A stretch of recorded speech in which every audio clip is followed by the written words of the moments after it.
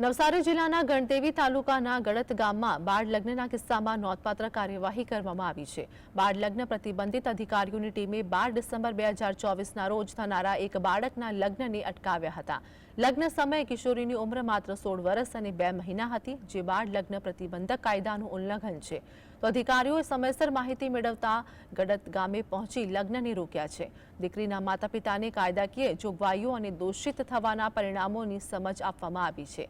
મામલામાં સંબંધિત વ્યક્તિઓ વિરુદ્ધ તપાસ શરૂ કરવામાં આવી છે, જેમાં બાળ લગ્ન પ્રતિબંધક ધારા હેઠળ 2 લાખ રૂપિયા સુધીના દંડ અને જેલની જોગવાઈ છે। આ પ્રકારના કિસ્સાઓને અટકાવવાથી યુવતીઓના શૈક્ષણિક અને વિકાસની તકો નિશ્ચિત થશે।